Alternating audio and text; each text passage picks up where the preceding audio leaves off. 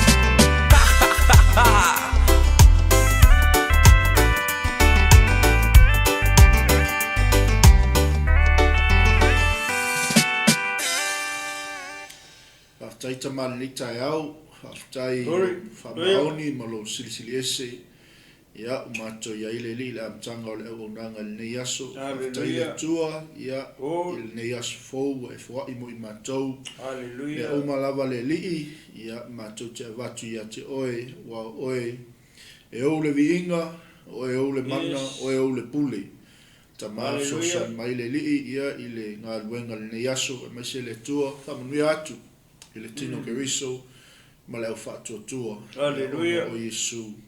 Amen. Ia e whaatalo whaatolo ni tai au i le suafa maualunga lo loto lau tele o Iesu Keriso. Ia il tatou ainga le fu tai au ma lo le seifo manuia ma lo fo i le alausu i tiute mawhai wal nei aso ia lea ua 10 minute te eleiva le nei tai au ia i au kilang nei ia me o ia ile ofisa fasala tatou wa TV ia o nei tai au ia o lo fai lava si lolo wal tau ia au kilang nei ia na mata mai lava la son nafi ia ile fiafi ia o lo ia ina ilaina o fa le tonu ia o lo tau fai to el tatou o nanga nei aso ia talo mai ina ia amen. So soni mai fo ile li ile ngata o masini o lo whangaina o lungo le ea ina ia kilia mea uma ia awala o whaafonga le upo le tua ia talo whaati fo ile to ina sunga le tinu ia malo le usu ni tai au malo le so fo manuia bast vi ele tu ko ese lo au le iso le ba o skofi so nga o skofi ya ia wang foi le ko ke le o kai okay e lo pe ke au le kai au ia pe ko au le kai pe le isa mistu o nge ia foi un portusi o le aso le nei na fai yo wa ta te fie mo o ia mo alu ngafi au kai au ko le lo pe o mai pe le e ke wo so si ki anga ni le ia le se la kai au ia esa ia ia le tu moni ma fa ma oni saunonga ia ai sauno ia o te ina va foi le tatu ainga mafuta malita ia estafa talofa ia ona matai foi le tatu pokalami ia o le maluta ia fa le nganga ia va foi le tapena ino lo wasu ia ma se foi niso ila to leo sa i foi o la to ngaluenga ia o fai va foi matiuti tono ai ia il nei foi ta mo le nganga fa lo ia viele tu nei ta fo wa tato au dia me le rufo malanga le o le tua ia o ia se o la faietu sana upu masana tala le tua pe an fai e afe mai le bala pa ia le tua lo to so fu ma so ma to ia fatalo fato ila malanga fa lo ia i pa ia masasa mo ni ta fo ia malole so i fu ma ia malole langi mama ia fia fo I whataro whātu le au whainga runga pa ia le tua. Ia olo whapena ona tutui matangi olo. Ia walawa ia le tapo ia ma talo sia ma tatalo. Ia mo se manuia o si o tātou atunu pele o Samoa. Ia le ngata I tono nei atunu alo te ua fia ai mo mātou nofo ai. Ia whape fo isi o tātou atunu pele o Samoa. Ne tamaitai pala mia malana whainga malo mara kapeneta. Ia meseo le lau tele o si o tātou atunu pele o Samoa. Ia le ngata fo ilea. Ia o Samoa alo whapena ona fio ma papa au I tulu inga uma o fo ilea o le nei le rangi. Fia lava o maua mai ai le malu tae au. Ia awina atu I nei tonu o mangele au kilani I New Zealand. Whai o fio mai I Amerika, I Britania, so se atu nuku o ilea I Middle East, I o Southeast Asia, o le Pasifika, o whea lava. Ia whatanu whatu marenga whaloalo ia te oe. Ia le nei tae fau, leo o tato whailoa I lumo nuku, ia leo tua nuku. Ona o le lofa marenga le lei. Ia o lo tato atua nei tae fau, whataro whatu fo I wō mapaanga. A inga ma wo o lo o fia pea ia muli ta ia pea le malu o le tae au ia I tae au tai tasi ia malo so I fua manuia malo te talo le manatu ma le te tonunga ia o lau te talo ia leo lo mau e fo I le malosi ia o sunga ia pasta maiki ia malo fo I tangata ia mwhai ona whatau nuu a tātou polo kalame ia I aso tai tasi Ia le ngata idea ia o le tino keriso ia o le au paia ma le au whatuatua ia ma le au pele nei tae au fau whatalo whatu ia te oi ia I le nganga fia tele ma le loto mawalalo ma le whalo ia te oi le nei tae au fau ia ma loso I fu manuia ia ma lo le langi ma ia I le nei tae au fau ia le manatu ia o le a maua fau I se polo kalame tātou te fia whatasi I nei tae au ia muli ane ona tatu whalongo lea I le upo lea tua. Ia mareanga whaaloalo pasta. Taftai mo lea manoa. Li ia le tua. Ia, taftai lau sunga toina. Lea ua makam kiria. Ia. Ia, taftai tatu ainga, mana talsanga. Ia mana o mi alo talo. Ia, wai ke ika mai pe akau muku aku. Ia. Ia langai le uma ua. Ia. Sawa. Ai, mana o mialau talo, na amata mai lawe lea soa nafi o tau whale tonu ia tatou laina. Ia lea lasa maua tu fo ingai update I nisi fo ila uso o matou ngaloi. Ia sa o lo ia laina whale ia o le nei fo I tu o le nei pito nu o lo ia tatou whale whasalau. Ia o lo kau whape ngā koe ia kako po kalame. Ia ai, sau talo leo. Ia ia o le upo le tua I se tangata whalongolongo. Ia mese fo I tatou. Nei lava po kalame. Ia male au nanga. E le ngata mo I latou e mana o mia le upo. Ia ai au ngafo I mo tatou uma. Ia. Praise the Lord. E se lau ai lau suman I tae au le tinu. Ua ele sa etu ua le pona po matau tia le oli o le atua sa ua ai e lau suman. Ia. Ia alu kafi loa I ngai kai au. Le au le lei o le ngai asu. Ma le matango fi o le ngai asu. Ai leo ato oli la ua ai. Ia. Au whalongolongo mai tatu a inga le nei tai au. Ia, whamalulu atu. Ono e lei lawa tau whaafunga mai. Ia wafisi sa o to ina. Ai lei lo sa mua peo whalongolongo mai tatu ai peise meo le pisi ngisi wa ele fia ai. Ia po iai fo I se tangata te le o fia ai. Ia po le meo le pisi o le wala le nei tai au.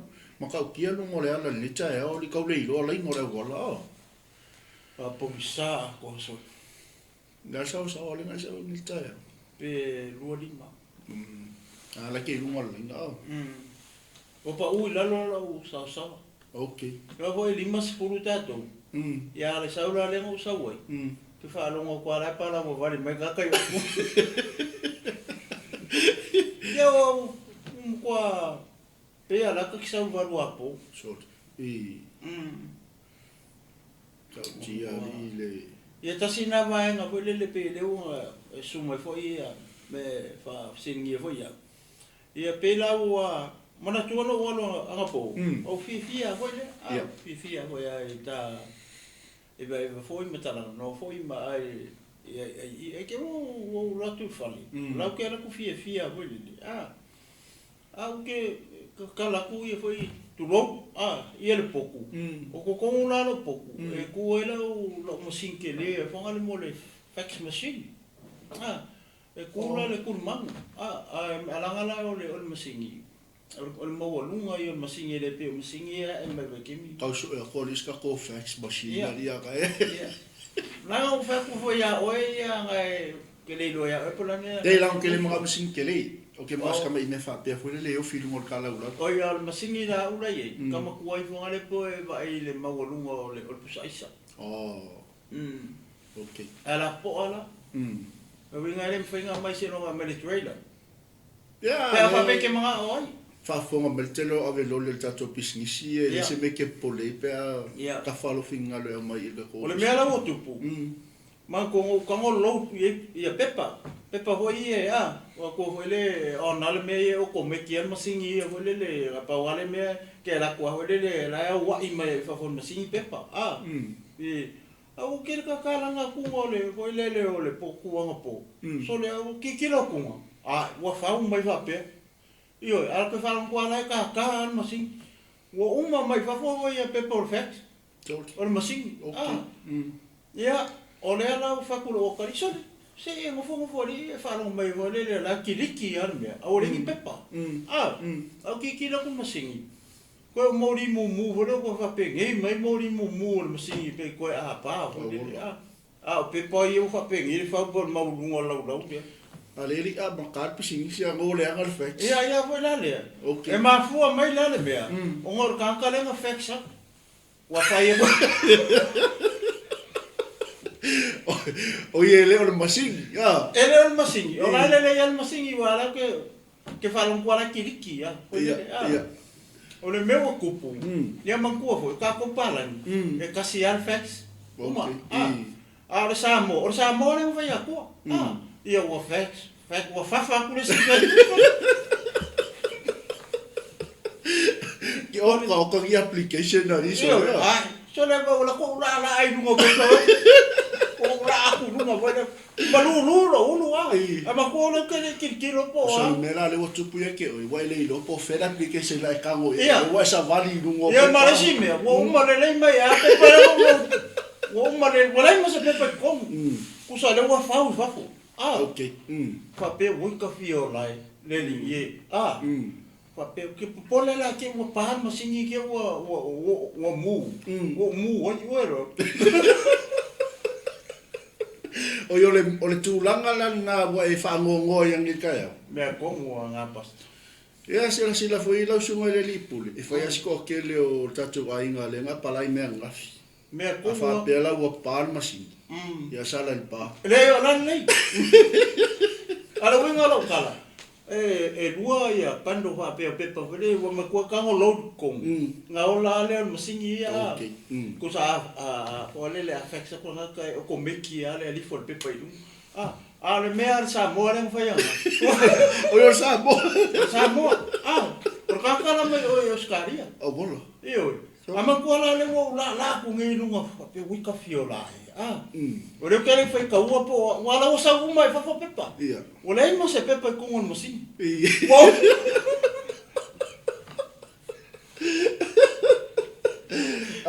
sorry ale me o ke o fo le o fa ngo fo ngale o ngol ka kale mo fa ya men media o ka wo o le wo ka wo ia nga ula ko fa le o sa fa ila lo o ka mo mai lo la pepa mo ale piko ku o kikilo po hangi ka kikilo tia fa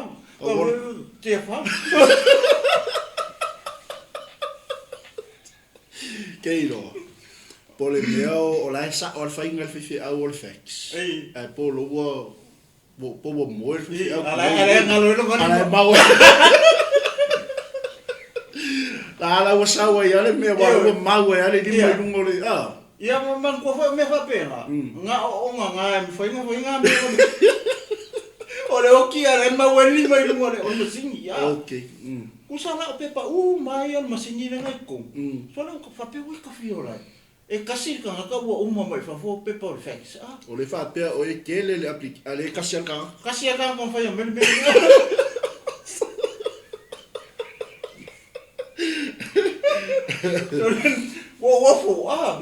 Wofo le no fa so. Ngai una mangu o mai fa pepa. Ia maku olai ola uinga olai fax ko nga. Olai pa o al masini. Awale se pepa kong. Ia ngi wo fa wo pe ngi. Au ka mo ko. Au kan kikiro ko tia fa. Pe wi ka fiola. Ala vangole nga palai mai o la veloli po la vedi. Ele ai. Kuso le mele nga palai mai ia. O ka mo fai ka ko ia. Ai maku o mai fa pepa ai kasi. Pa mai la le ia ka uso ia wa fai mai e le kengi ko le lope lo ke au loku o me ha ke lo pa mai le kengi o ya la ko o le kengi sa fai nga lunga i o ya ku arapi o le secretary la kengi sa secretary o le lo por kupo Saudi Arabia. Ora kengi la poko I mea kau le secretary. Le ala kau push mai ke fa le I company. Okay. Ya mera nga le ia le wo le lo ngi la pa pe fa fenga kali ya. Ya ala wa mai fo yo kengi sa secretary o e poko lai mea kau pisinisi. Il se linga o le suau. Mera nga le kele lo ya te fau po sinki o la ko loko po sinki o la ko loko ya po sisi kengi vai ku a ko le ulo. Ele se espera ko.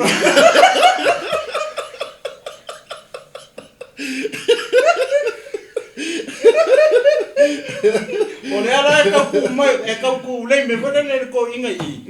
E sa wi se ku te il company. Na foi la lo fa me fe au papel lo shunga le mga mia le. Ia. O quero faranga wa kukusama wa ma wa aupo. Me nga ba ai fa penga ki fa wa pe o po lo ia o ke fie voila. Ama kuala o le ke le mala mai le kingi le. Ia. Ia la wa mai uma fonga le lunga nga information na kingi. Ia. Ala ke fie I lo le. E fonga le e la information aka. Ka se aka te kilo e pule. Ia. Ia le ka mai o kengi sai fea ma. Ke lo mo fai lo mo e. Ya ka mai me ka pisnisi. Ia le si ku le foi le pe ka pole le. O ke le lo ia pe au lo ku I. Ia. Pe masangi I po se kengi o le ai ngorong ko lua ia me fa pe ngape o le pongsai lo ngale a. Ke musula. Nge ke wo wa fainga le ke wo yo e aku e ke lo ilo le a ke lo mala background no kingi por kingi po se spy po me va pena po se ex ya po se ex dia pa or mera lo que por que wa fainga po le ma o ya nga wo le mala o pisinis ale le ka makal pising siya wa makang kulay may para kaya ko mo ka fa video call mo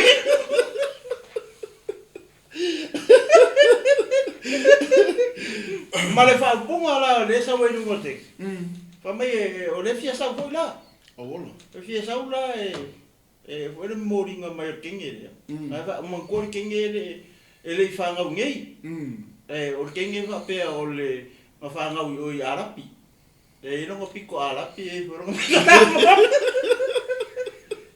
ke ro la ai la sunga le ripuli era o ke ro ai se me ala ilo le causo wow e ke mingoi tia fau I le picolia la le fa longo melia le causo pe le la kumbu le wa mo mar ke le vango are ai se secretary ia wa menga le ke al mera le ke pe mo tano tu la sunga le ripuli fei sau fo mo fei sau me fo le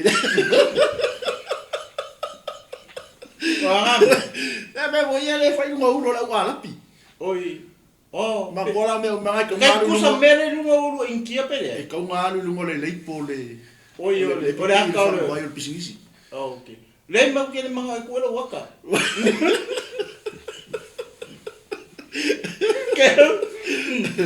Ke wala ma ongis. Ia pe kidnap fonga le pule fa pe million ya kan.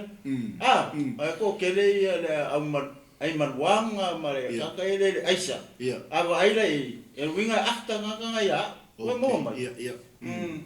Nga kele mai mau ko ia ko le lo wola.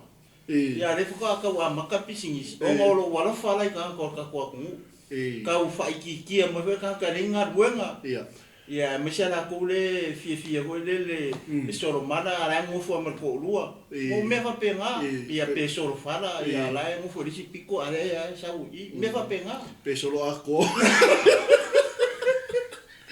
ole ai fe bele sunga il causa ya sio oi o kasi o ka ka fia mau ole wa mai sample pisingis il causa esa e causa mi ima ia alea o fa akolu e pe fa fangi ngasi ole le ko va ko se sample o fangu vai okay na ngai ko se sample le ia lu me ku okay alea la wo lo ngeila o le ka ko kiu e ila ia o ka manga o na nga lenga sa ka mala le sia ki fangu vai ai le ia ku ia ke manga fo le fa sanga maka ho le e pungi le yo nga fonga ko fango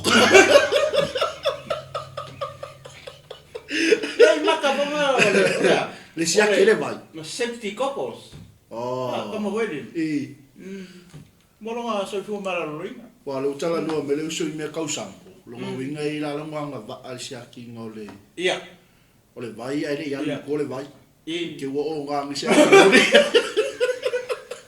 ke o ka fi fa ka ri galo ale wo o fa le anu wo o nge ya fu o le si me wala le I tangata whaingar nga pasta lewa e ka over ka uso I asio arganga le lo ke mesiri nga wali foi numa wale bango fia mit foi le ia il me lo ke mga oi foi le mga oi e ko e fisu ya ila kulanga mangalo nga ke mga sawa I tipat me nga ke ba ia au avka vali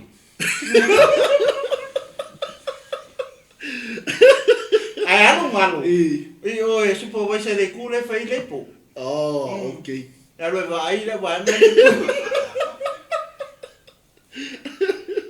Ole ale mafuanga ole ale mafuanga ngalo le wa umanga asaine va ia le wa veluli ma kuo le ole nga fo le pe le nga maka ko ma ko le ka la kambai okay ya le wa me ia pe o sampos fo ia le wa maka ya ave fonga le taste ma ko le mamal le kuma la ke siano wala o ke siano ale ave le vai e ke le maka fo le ave songa ave fo le se ya maka ku ai o ke siano le vai ya la ko lo le ma ngai o le quality fo le o le vai yo la ko la yo ku kala yo ku yo la ko ai ma ngai ke le vai le ma le si me o le ngo ke lo ele a fai ngala ngai mga mia se kiu e o le compagnie ka le ka ngonga sia ki ele a ke e ka ki pe la usuma le ripule la ke mga fesuia ala wa e ke le ala nga va o le usuia si o le sia ki o le vai ele ya ku ale la sa I le department ia mai mau I lunga nga ale la sa mo ia le I pasta foi le o kuia lo ke kilo ye okay em fainga ave lua e tio me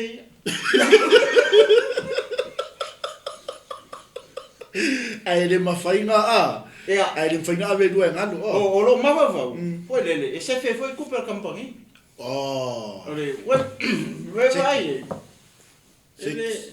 ole pule sa o me copisnis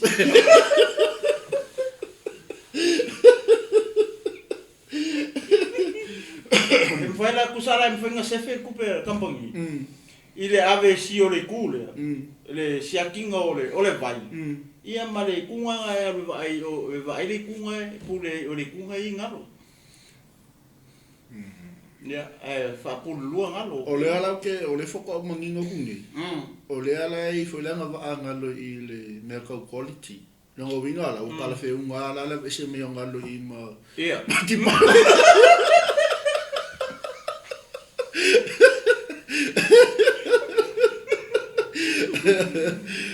E ko kele ai ka toro wainga. Pe fo ringa mai. E ko kele ala wa pala se renga Ia. Ole milo nge ole nga sa pala I me la velolia ele o yeso nga va ole le ale fo kwa fa ilo mai nga ole ia me fa penga me si me fo le baba ai fo le I area fo le alu le lo ia ka pe o moto we o ke le lo le mau la lo a bridge fo mai le skaki mo la o le route e alu le lo e ia wala papa foi e maulalo ku sai ki su e fonga le ska ki lungo le map pa pe le route le maula lalo ia bridge foi le wala e kolosi lungo ia mai si wala foi le maula lunga ala kula lori wa mamko lori maula lunga fai ke na le menga kai pe menga mo lori Or mera nga le mo mga o le mo mai nga lo mai ba o e ke ko ma o e si lo ri o le ia le la cosio ia wa o le ia la wo nga lo le ia o nga me fo le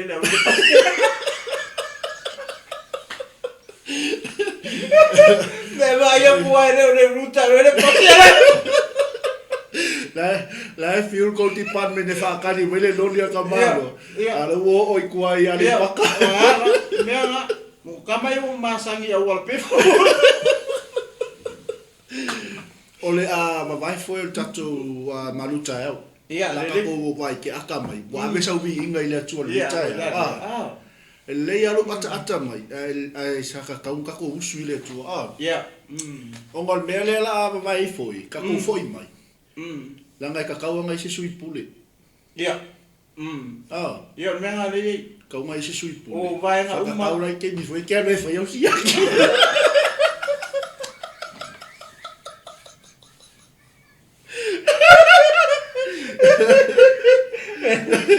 Le ai sia ki fa tau sanga. Le ai lo nga. Langa wa u ia o mo ko ia o ka fa pe wa. Kere ka walu ho yo. E o mai ka I lo mauka. Okay. Ia. E full condition nga wa ia. Le e sei show ko le il kulanga le ia asuelu. Ia. Ele ko fo asuelu singa me fo. Ia. Sa wa ia flo fiku. Ia. Ia pa penga. Ko flo kasi po le. Ia. Ai ka wa sui pule. La vai foi tato po kala milita o tele mai ia su elo mai sui pule ke manga o ia o pas ia okay o le si au falo ngulu matato ai ngalita o le sa ni le sa tama to le mo oi sorry nei New Zealand ia pinafi Australia pasta piu ka ngalo ku ia langa o le o piu le ko ma fo le lo skama pero ma fa le o 5 pero me nga le ma fa pero kasi nga me pe wa ngalo ai le te me le simbe o ma ko I pisi alo ma fa o ngalo pi ora pisis nga kongua eu ma nga yo ko mangkuan ka ni ia langa ka nga o skai mo la ni ia mas foi le fa fo ma tato ai le la ka kala ka ko lenga O a fele. Não, nem ia makai au. O ia mangai. Se foi le ka mai foi le o fa. Mai kuai. Ko kuai ya. Le ia bala au sa o mai ai lunga. Ia o nga momoli le o lo fa. Ia I so tu a. Ia le tu. Ia o tama foi o le ai. Ia. Ia ele manga mer ex. O tamara inga ia polo tu a ele fa pe mai ro fa nga ka ke nei do ko le ex le mo moli ro fa nga e ma kwa mai lo le ex ia le ex nga ko e kulo o le ex a me la vi nga le tu ni tai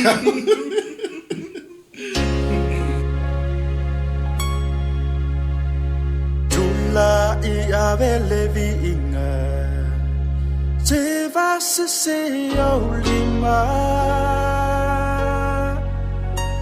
Alanga leo tele Alleluia, alleluia, amen Tula imari Tula imari Sima sisi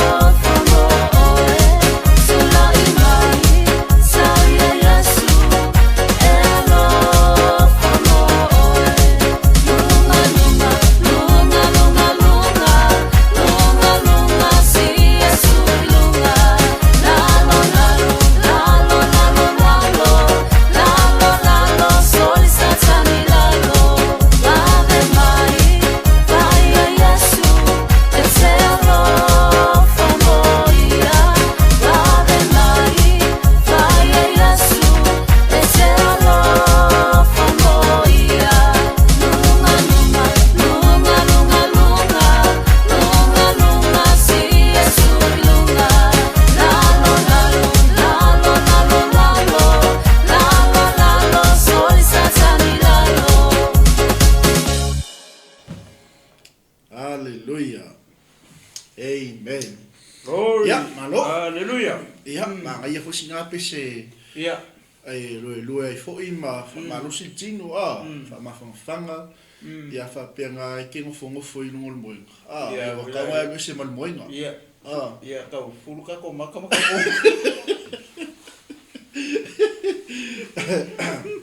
Ya malo awon ngalong avelo vi inga ile tuo ya na che mail malo si mo tatou pa talo fa tu tatu ainga ni tayau ya vi ile tuo te lo wa fa sto te lo tatu ainga lungo leina ya ai o sila fia ile tuo ya lo swafa ya ni tayau ke lo le la Watu taimile tala to tato laina ia fa pe ki wala au mai moli o lo fa anga mo tamale ainga ia po lo to afo ia naua to atu lungal numero ia pe fa so tai me fo ila o messenger ia e moli ai o lo fa anga ia ile tamale ainga praise the Lord lo to afo ia wala sa tamale ni vas ale tinu ia le tu fa taia pasta la sunga le lipuli ina ua e foi se tofa ia pe o se me alofa le foi le globo ia tina ia ma olha ia ma wole le foi ala leo o se mea ro whataua le ia mo o tau.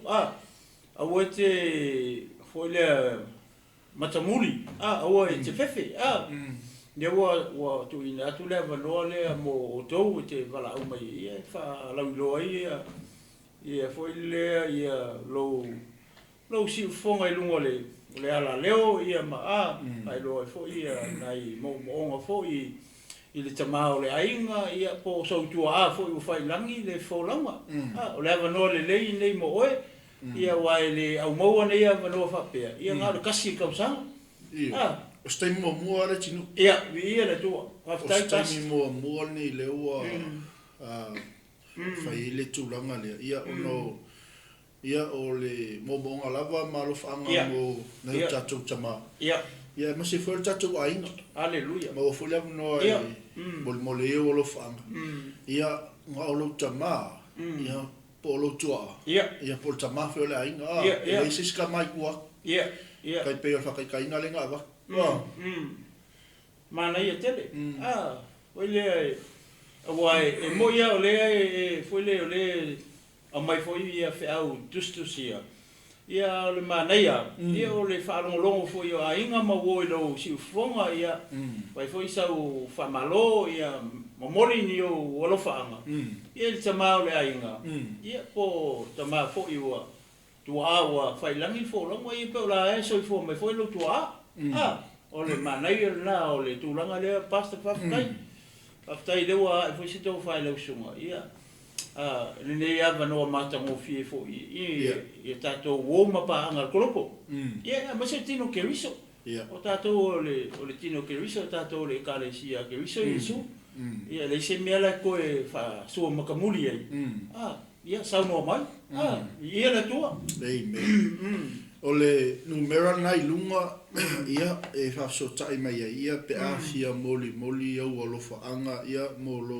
tua ia po tama fo o ainga ia me se fo la tau o vala ma tama ia se va no le ia e mole o lo fanga ia la tua mo la sa tama ia fa pe fo ia le faina ai ono le social me fo le li tato po kala me ni taia ia se va no le mo tato ia e te vala au mai ia wa o lo fanga mo tama le ainga ia no melanga ia ilunga le olu tasi lo wal tasi o fitu ia mo la to nei 𝚘𝚘𝚙𝚢𝚑 ia po le tato messenger na ia fa so tai mela messenger fa mo fie ia mo lo fanga ia ia le to ni tai au fa tai ia lo sunga le tinu mo le tulanga le sa tato ia ile tato ile avelvi inga ile tu ongo le mele le sa kau popole foi le ia ora sunga ke usu mai lo ke fa ngo e ka ia popole ia cha ia me sidi le o e fa ilo fo ile tulanga sa tupu ia e ka fulanga a skola lo boila tu le sen mai ia apalai ma ia tulanga na bo le pasta se uma e foi na foi ele na tato wo ia matina foi ia na fai o to foi le sa o tala pe amen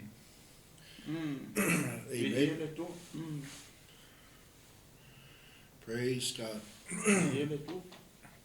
ole da tato wa mai tato tusfe tau ni tai au wa tato malu tai au ia wa foi ni so la to o tau ma fai mai lungo tato laina ni tai au ia tato tusina ia io le Galuega iwa ia lo na fai pos full male lima ia male full male ono afa pe o fai tau na tau fai mai lungo tato laina ia fai foi ona mai sau tustusia ia e moli ai o lo fa ia ona ma fa leo wi tu le ia viene tu mana le faina ia ono le no wa mai ia e tato te ia fa so foi nei tai ia me se fa na tu o le ase tu lango ia tape lango le sa tama ole tu langa le we sa no le pasta mana tu o asa hapea Pele o le si tamai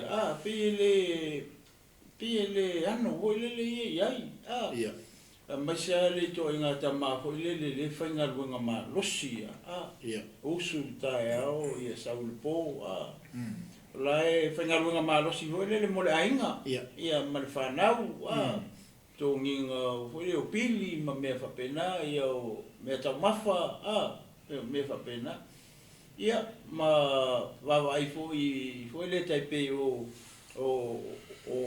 isi ainga foi le fai au lotu me va pena le mafa foi le kau fa palengi uma ia sai do le ainga ke o ma mafa le si piko ia ai le kongia pili le si sai pe o le fa pena ia o le pe o le tina ia pe o ia le nga ke nga ke ka o fia le umaya ya o alu volante mai nga lue vole fa maoni ma work hard ia pe o tina nga ke kilo le aso le okay la mo alu mai e fa nga nga lai lo le tina fa pe so le karo fai e si o ko lua ese le e alu le vaveao o sa foi o po ia alu ala tina ia fai se mele le mo tama ai pe le o le tapena le o sona la ma me fa pena e ke o le ia le tama i le aso le wa le anga ko anga o le tama fa nga luenga ia la ku ia tina la ku sa mo me tu to la shop ia pe me fa pena pe o tulanga ia la o si le fia uma tina ia o le sitina e fa nga luenga ma lo si tama fa nga luenga fa ma oni ai le ma fo i le sitina a mo wala kupe ia o nga lola ia pingo ai ia pingo ko kiki umar kong ala le kong ia pidio mori por le pidio le kesi por le pidio le wifi ia le lava mar kupe fa ka we me ai ia o ngai ka mai ki pe ko va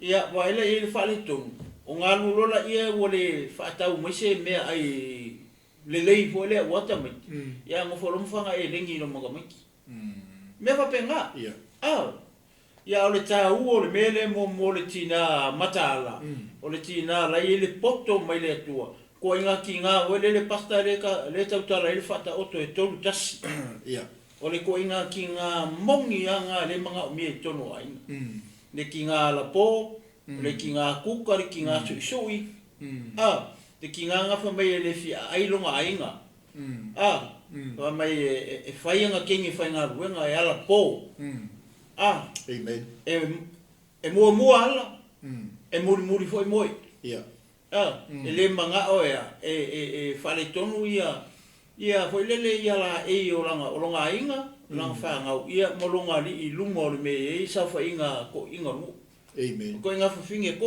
nga le manga o miel te mine o tato ia mar pidi o karngir ka ko nga ia kula sa tama ia fa le usu fa inga lunga ai o la so kamai le se la o tama le se la le la fo ia ko langa le ta moftanga kasi le me ta penga le sta moftanga wala so kama ia ma alam fana pe se ala ko fa so ko pasta ali chile ia msing ke kusi o me un manga pa markisi ala fa ulasa ku ala lo ko me lo fa ka pa ka tek o mer que cozinha a ver agora que comer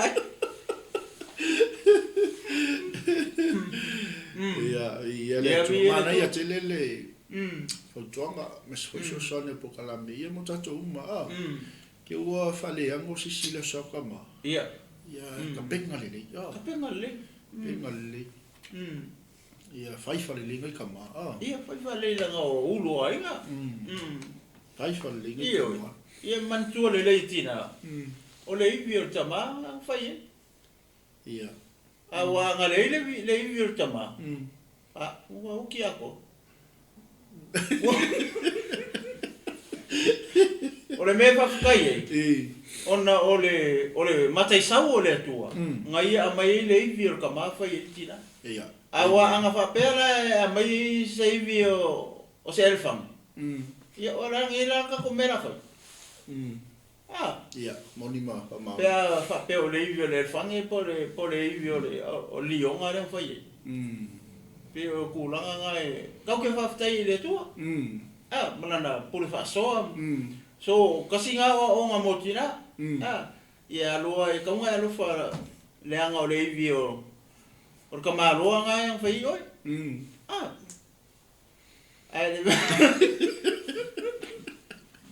Me wale koe anga ngai ka maroa ri, ngai ka mari so. Ia, awaranga. Ia, ia tua. Ia loa malo mau kingo o le ivi o tama nga fai oi. Te hiwa ke at. Ia, ke viwa e at. Ngai ke at malo ivi. Come close to me. Ia, ia. Ya ma ko le ivi aso. Nga vai se lo le ivi nga ile lo na vale I ka for faku tama. Le ala ko fi manga o ka ma su e mari bisa. Ia. We vai isi kama. Io kai fia se furu ivi. Ia. E ka ma kwa mai ile fe ko kia. Ya ko mai Ia. Ako mo ilo nga o I menga to foi mai fo. Me vere fa pi e ko le ko kia ila. Ma ko le mala.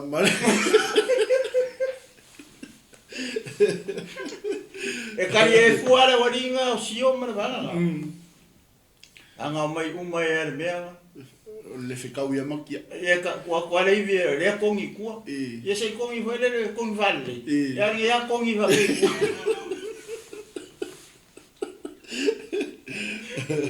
E via foi la wala ngai foi la usapo ivi le kua. Soli. Ia. Ia. E kongi ko sio e sapo mai.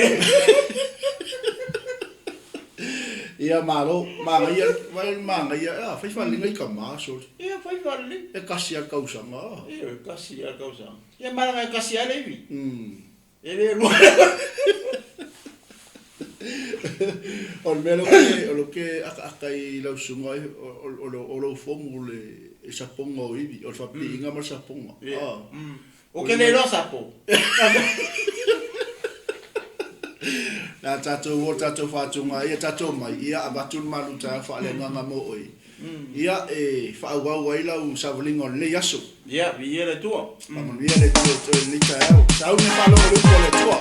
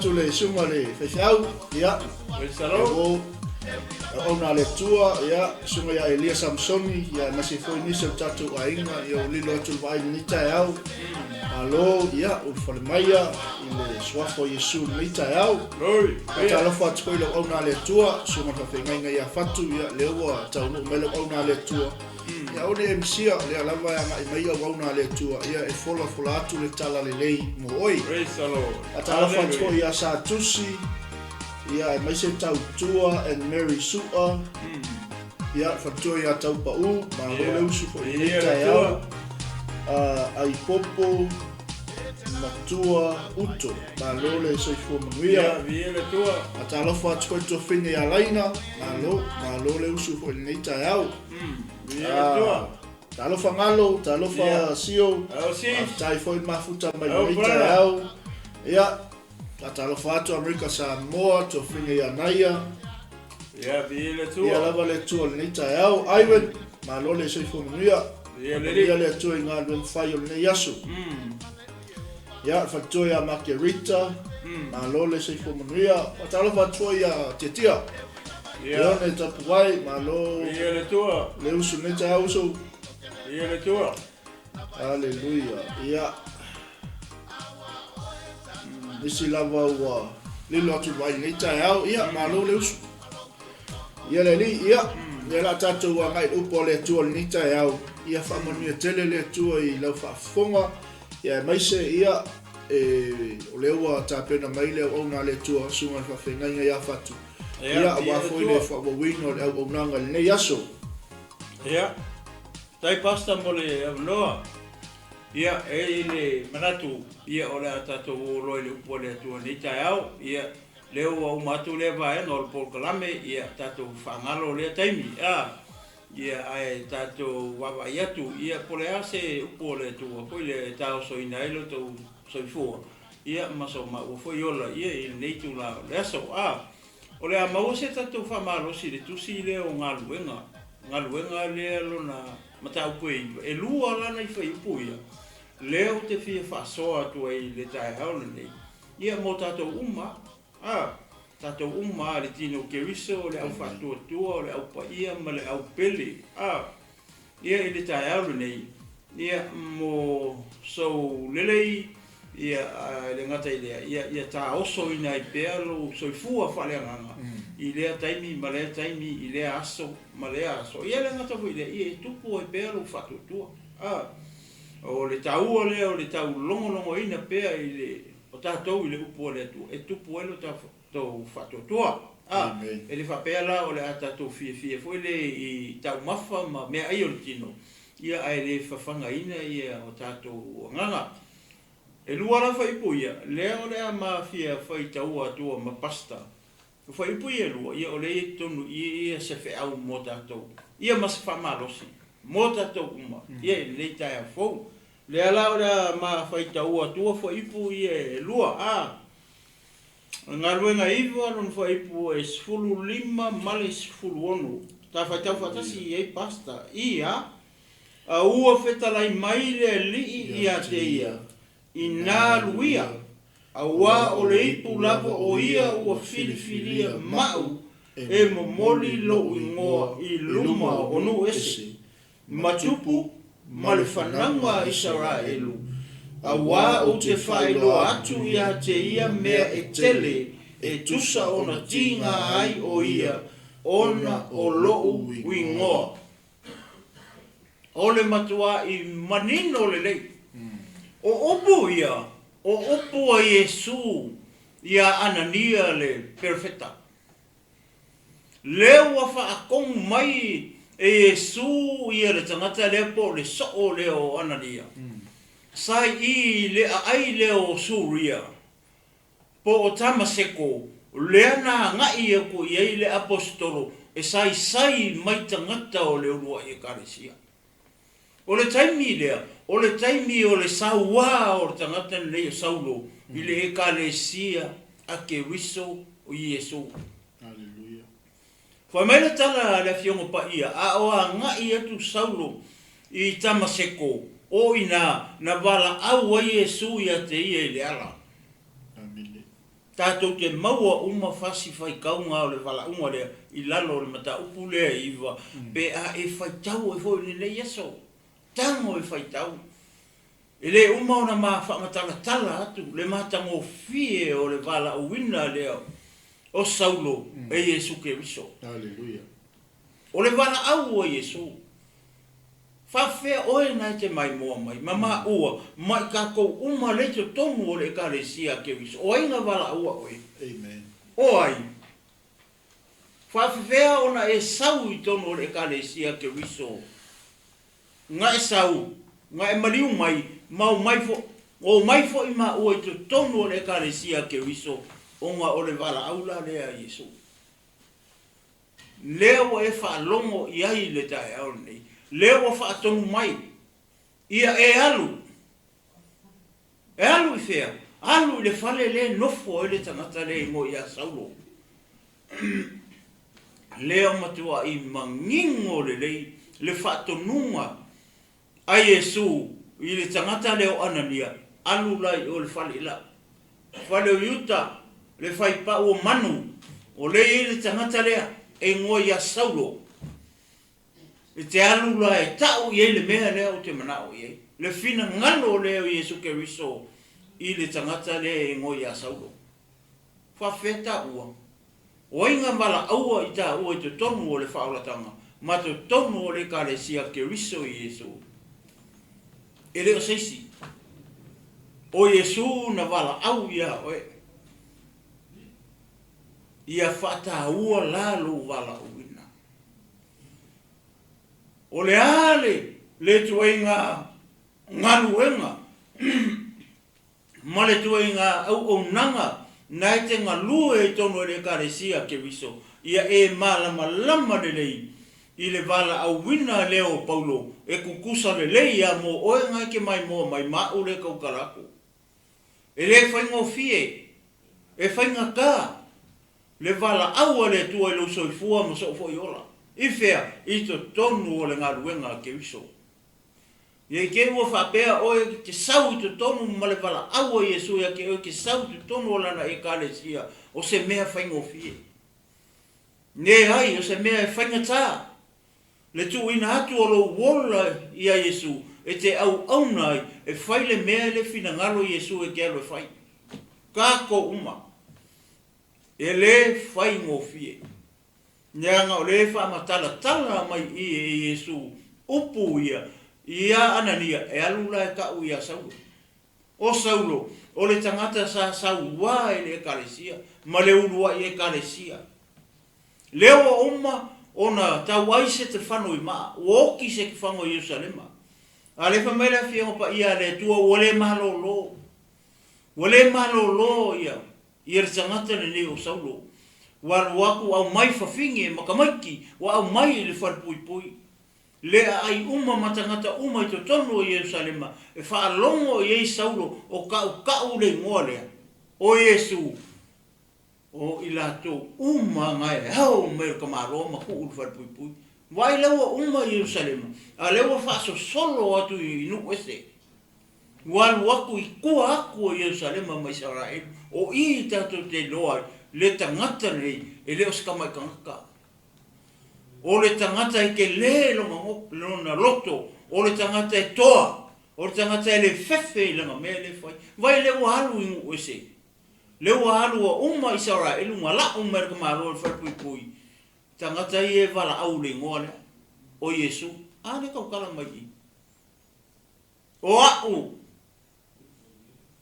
e leo tulou leo whaingarunga pa ia lea tua, e leo se whaife au, e leo se pelo wheka.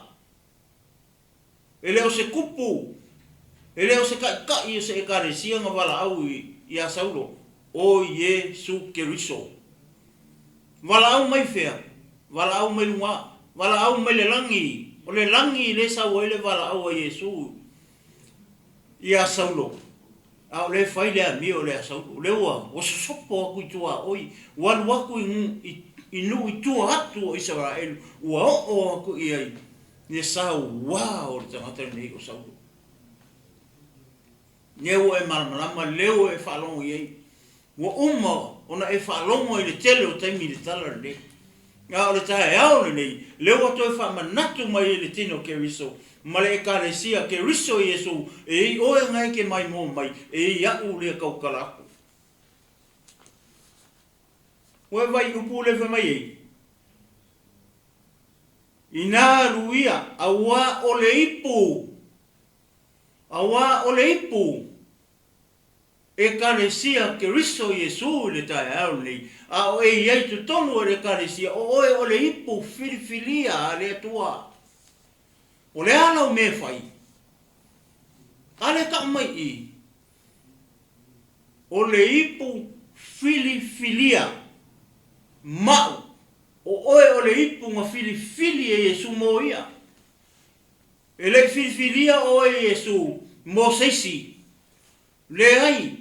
Ale fa mai o le ipu filifilia mau. O ele tau talai, lai kau kala Iesu ia ia. O Saulo, o le ipo ma filifilia Iesu mo ia. A o tātou iei lai tono re kāresia ke riso Iesu, o oenga ke mai moa, mai maa o le kau kala, o kākou. O tātou o ipo filifilia mo Iesu.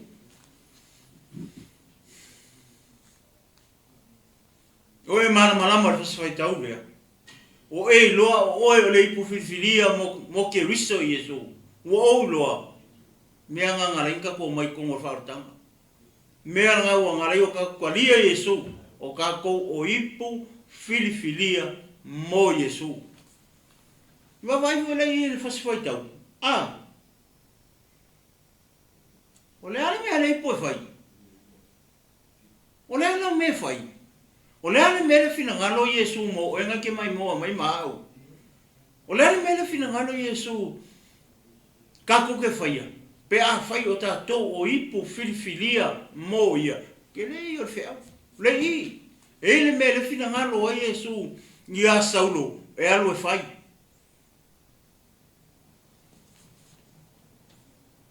Kolu a ia vaenga i e tau mai i. O inga wa ai excuse me. Yesu ile ko inga loko ele loko ka kale o Saulo. Le ko inga ipu. Kilo le ko inga ipu le po la ko inga ipu le po se ipu anang ta po se ipu malo po se ipu le lei po se ipu matangofie. Ane ka mai i me fa mai. O mai ia.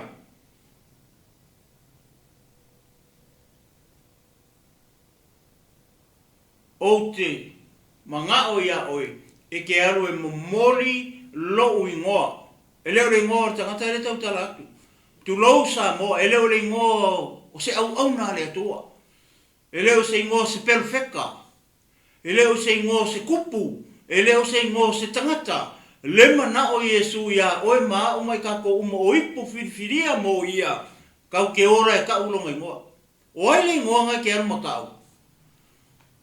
Aua e ke ka ua le ingoa o lau e kalesia. Aua, le anga le eise a onga whapena au tutono le fiongo pa ia le tua. E le o eise upu whapena a ke riso Iesu o le ulu o le kalesia. Whapeko ke o e ka ule ingoa le kalesia. Le ai. Tau te oe mori lau ingoa i nuu ese o Paulo o le ekalesia o le aposkolo o nuu ese. Ngai loa le lei Iesu, nga filifilia Iesu le loko ngaka le marko inga ipu lea. Ni mawhai o ngā alu i nuu ese. Vai le wako i Jerusalema le oso sopo mai tamaseko po Suria. Le wa o mai e. Mea le ngā renga filifilia e Iesu le ipu lea, o le ipu anangata, o le ipu e tau le leia, o le ipu le lei, o le ipu malo, e le maka e ka e ngofie, e malo le ipu, le soifua ma le ola o le au auna nei, na matua i tuu atoa atu lona ola, na matua i tuu ina atu lona maros, ea, e au auna ai i le atua. Nuu ese, o tupu ma 𝚟𝚑𝚘𝚢𝗒. Oe vai e. Alu ngu ese ka milo mai ngu ese. Alu aku ngu ese lau uma whaasala lau e le tua longa ngu. I lea mea, marea mea, marea mea, marea mea, marea mea. Lau ai. Lau ai 𝚟𝚑𝚘. Lau ai ngu ese. Alu aku. Alu kupu Antioka. Ma kupu isi aku ngu ulenga haso solo aku iei. O le ipu filifilia. Tote lofa meile fiongo pa ia le atua. Le lua Timoteo mta upu e lua. Foi po lusfulu mare. Lua sfulu mare. Sifai mai. O elenga o ipu auro. Ma ipu a rio. Maipu o mea, maipu la au, lai ko kongo le wharekele. O lalo winga o le mea, ese ko inga ipu le kongo le whare. ese ko inga ipu le ko kongo le kalesia. Fa mai lola io o le maulea o isi ipu ua kau le leia. A o isi ipu ua kau le anga inga. O longa winga ese ko inga ipu le tu tomu le kalesia ake wiso o isi ipu e kau le leia.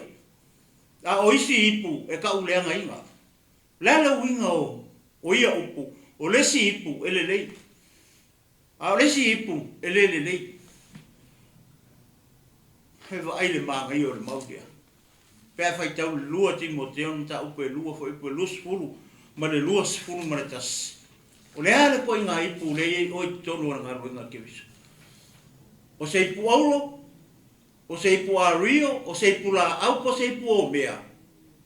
Ia e mawhawhau i fo lava i oi a te oi, o mawhawhau i fo i au i a ke au, o le ale ko inga ipu le i au.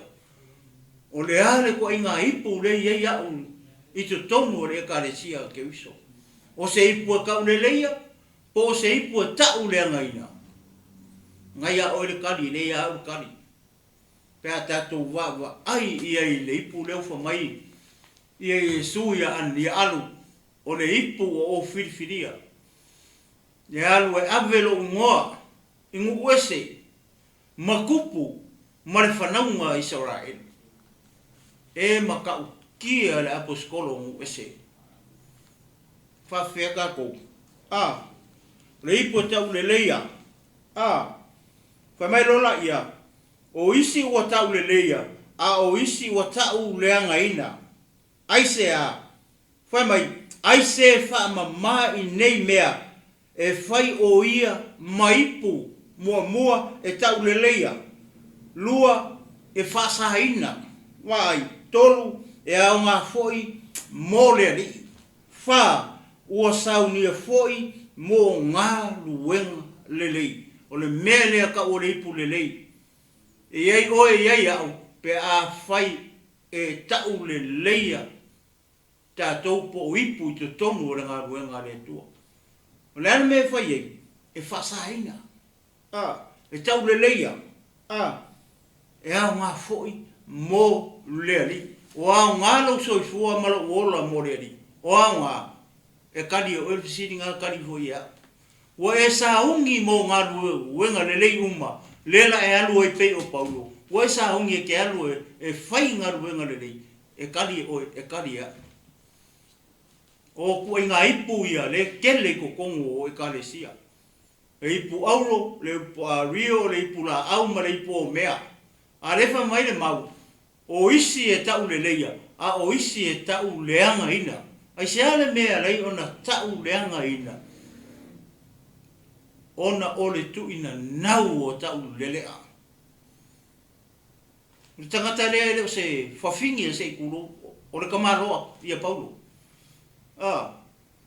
Le ala na ona tau lenga ina, tele o ipu te tomu o le kalesia ke o iso. O ngā le mea lea o le kuinga ngau o kau lelea. Ai lea ngau kau lelea e kuinga ngau e fo ima, kamai kai. I te tomu ole ngā luenga a ke wiso o Iesu. Tato mai lo le lalo fo ipu muri. Lefa mai Iesu. Hawa o te whailo atu i a te ia mea e tele e ti ngā ai o ia ona o loo ingoa. O le tala ina o le tala reimane ngoa Iesu. E ki ngā. Wa aipo le ngō Iesu ngai ke kala ia. Aua ke kala ia le ngō siskangaka. Ai se a.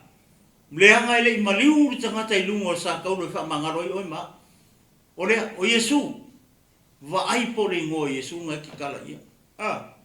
Wa le mele ngā kwa i sili o ngā ingo si ai paulo. Inga ua ia kalia le wala au lea Iesu. Ma e pau hoi le ngonga ka lai e paulo i ngu ese. Ngā le ngō Iesu ngā mariu ma koe kō. Ma a fio a e le rangi. La e fio le kū kamukau o kama. Pau a leo le ngonga ka lai e paulo i ngu ese. O le ngō hai le tatala ia. Sa moa malau whafonfonga e le tai au le nei.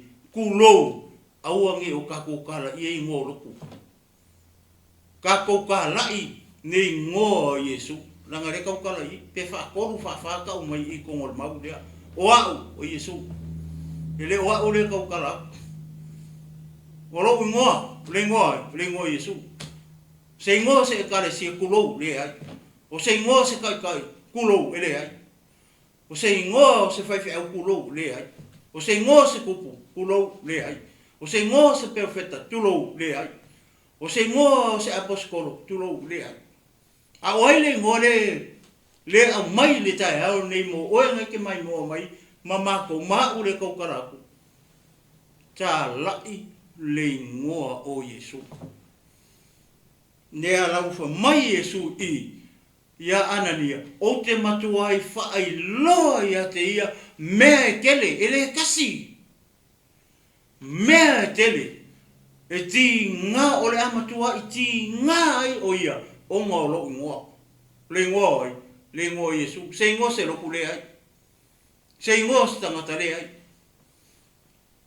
le mele wo ye wa fe wo ke siano e ka ula le ngoa Yesu wa ese a mele wo ka la i ele tino ke wiso ka la i si mea ai ku ule ngoa Yesu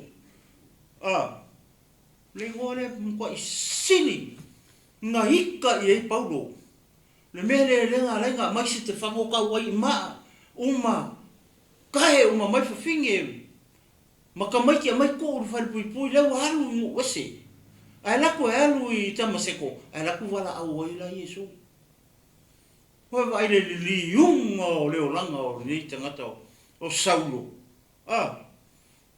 nga rua ko alu e mai tangata i fa pui Jerusalem ai la ku wala au Yesu le ala o sa o i tamaseko le ngai o le kali e tangata neli i oilu mo kali sao mai Yesu o Yesu wa e sawa mai ai wa ile sa tatu sawa ai o ka ko kua por fora tanga sa ka ko sawa ya Yesu ke viso le ke miringi lewa e talia la Yesu lewa e sauto tonu o lana e kalesia lewa fa mangapu mai a o ma mai ka ko ka e ngi so re ke siano e ki nga e kele me ki nga le fe ngai ma o ma mai ka ko ile ngo Yesu ele o se ngo se roku ka ko ki nga fa kasi o nga le ngo ke viso Yesu lewa ka mai ai ore a o makua i whae loa ia te ia, mea tele ti ngai, ona o lo ingoa. Wa e ki ngā o ngā ringoa ke wiso Yesu. O le mangingo ma ngai o upo ia, le hanga o upo Yesu ku sa o mai le langi, ia anania. Whae le lofa o le atua i le tangatana le o Saulo. Sila le atua le loko o ka ke le longa loko e ke le faku e mawhainga ku ulonga ngu ai anu le singu o ka rai ai e vai e ngeua wala au nala menga kupu i whamainga a maka i tama sekor kala inga Paulo e ka rai aku ai langa mai u kai ka mwhai la malama fasioki vai o mea tele tinga ai vai aku le auso o mea ma sei mea ku i foi la ako fa solo i Jerusalem alu aku i Jerusalem kilo mai ka ele o le ula ele le sasa wai ka ko e kalesia ele ka kom ka ko suia le oranga o Saulo ko e ka ma fai voi ka nga ngai fasioki vai mea tele tinga ai ono lea ono ole ngo ke riso Yesu tangata sa wai le kalesia o le ngoa le ngoa o le ngoa o Yesu ke wiso o e tinga ina o e mafatia o no le ngoa o Yesu ke wiso o vai a Paulo wa vai ku ko inga Jerusalem wala malama ia le ngo e fasioki Paulo o le tangata o na wala au ia le tu sa wa mu ese ko ke lon me nga fai ko inga ko e awinga mai i le mea ka o Ksarea ka ngu mai i Ksarea ko e fa fo i lo Paulo yo i fea i longa ngu sa wa ia longo foi I taso I kirikia. Ngofo inga. Ale wa omanga wala au ile tua. Ko ke lor ka ngaru ko mai o pa ngapa. Ngai ke mau le mata ko e 𝚗𝚑𝚙𝚎𝚘𝚑. Inga wala ku pa ngapa e alu lungo fa rongo li liu tangata I Antioka. Antioka le Suria. Le ngai lua Antioka le ka mai ko ngore fia pa ia le tua. Antioka le Suria, mare Antioka I fia I Minor Asia. Po to tonu o Turkey le kai mingi e le si Antioka. Ko ai la ia. Ko e luaku apa na pa I alu I taso ko e mai ia le apostolo. Ko e mai Paulo a mai lo I tonu Antioka ngofo ai ma o tangata pe kausanga e pe lo kausanga. O I Antioka le nga mau ele upu ka o le 𝗗𝗓𝚗𝚎𝚘. Fa ngau ai I. Vai e le olanga. Vai le upu le o te matua I fa I loa ia te ia. Me tele tinga ai. Alu loa male. Male uloa I malanga le apostolo. O la man tangata le o panapa. Le mena o I ele malanga le nga kau ai o le ngu ka o lusa. Kau ai maa. Whapea ka kau oki. Ale lole ai. Wa ai mea tele ia. Whai o le lama o tangata e whasioti.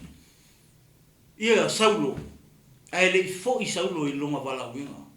Kau ai e ngan malanga mua koe fo I mai. Alu aku malanga longa lua. Alu aku whare pui lunga mea kau Filipi. I maskongia. O mai fa solo mai ngai lalo I Perea ma Tesalonia. O mai fo I kuri e kangaka inga. Kuri solo. Fa pe I mai lau o nanga I le tua. O oe o se hipu e ke kalia me fa pea. E le whaingo fie lau sau te tonu o le karesia ke viso. E le whaingo fie I le vala au a Yesu I lau soifua malo uola. E tā lai la. E tā lai. Tātou te o I nuu ese. Tātou te o I tupu. Tātou te o I o tātou lava tangata Samoa. Samoa leo e whalongo le tae au nei. O mā kou o Samoa o kou o Samoa. A whai e te le tali a Yesu. O le ngore le fia karai a kui ake o e kai au. Aisea, le anga o Yesu na maliu I lunga o le satauro. Ona o a tātou ang sala. E le I maliu o se perfeka. E le I maliu o se apostolo. E le I maliu o se tangata pa ia. E le I tau o I foi. Ngia matua. Whaale tinu o Yesu Keriso. Nga o Yesu anga kau le sa kaulo. E le I tau o I se tangata. Aisea, mleanga o tangata uma uang sala. Wale o ai le vi inga mai le tua.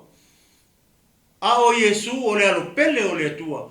E makua I le hai masanga sala I kasi. O longa koko pa ia.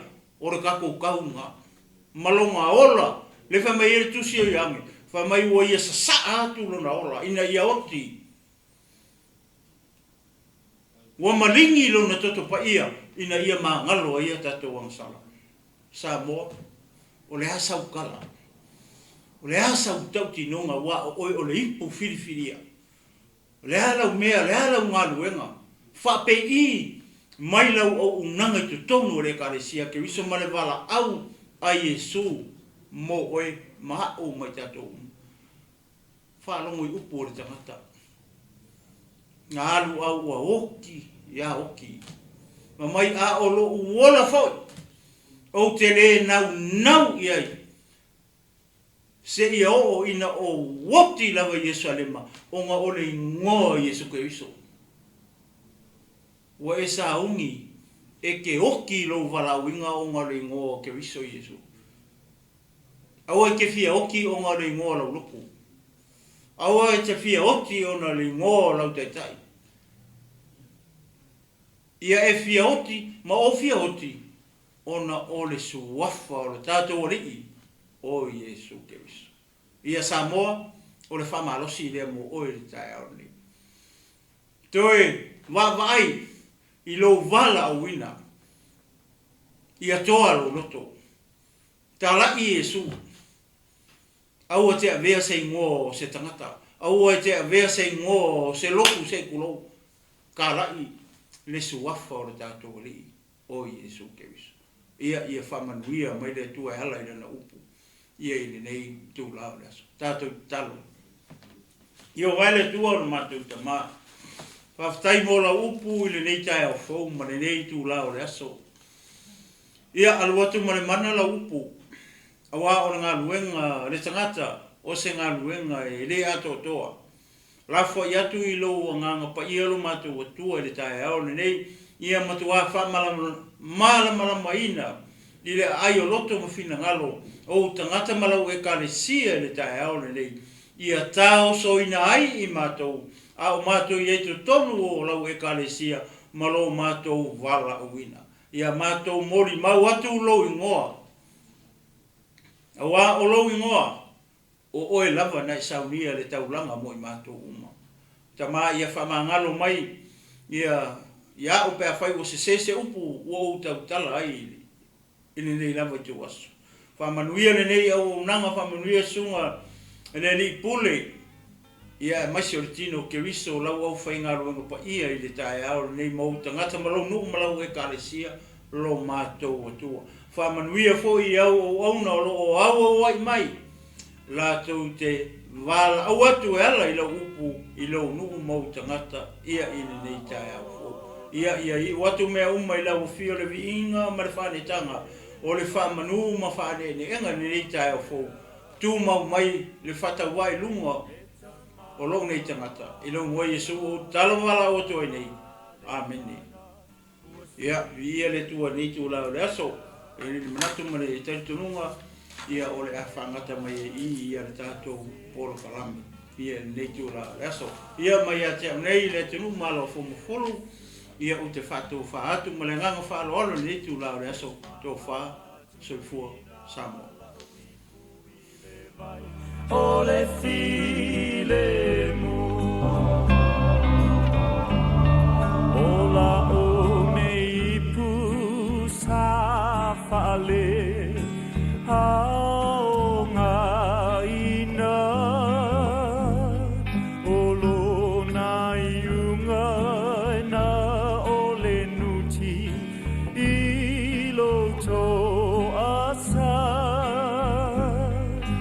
A ole nei ua e teu ina Whaatumu mai ai o whaafoi atu lou viinga A ola uipu ia e whaatumu ina pea Le tamau a inga whaaleanganga ua sili lea E lea i se tasi ua na o oe Yesu E whaatumuina lau ipu i le vai o le file mu Tōku ngā vai le tawhi mai pea Olo oli Le ali e ua e au mai Le file mu moni Lo ua tua e whawhetai Ua e whawhou le ipu Aua e o ngā lala I le fia inu A o la uipu Ia e whaatumu ina pea E tamau a inga whaaleanganga Ua sili lea se tase uana o e Yesu e whaatumuina la uipu I le vai o le file mu a o la uipu ia e whaatumuina pea le tamau a inga whaaleanganga ua sili lea ele ai se tasi uana o e Yesu e whaatumuina la uipu I le vai o le file mu e whaatumuina la uipu I le vai o le file mu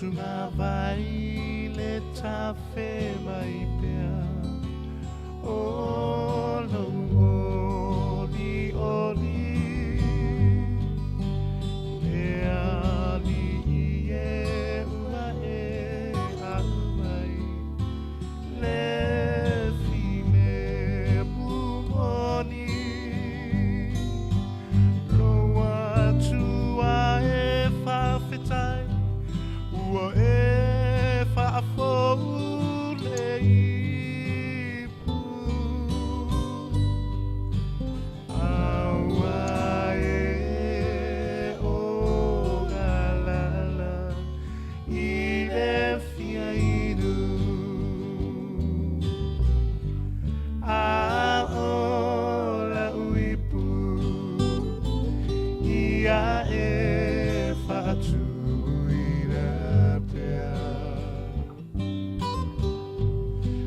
tamau ainga whaameanga usilea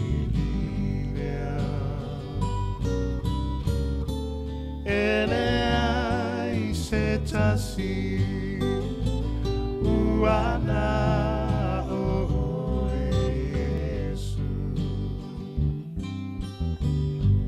e te whaatumuina la uipu i le vai o le filemu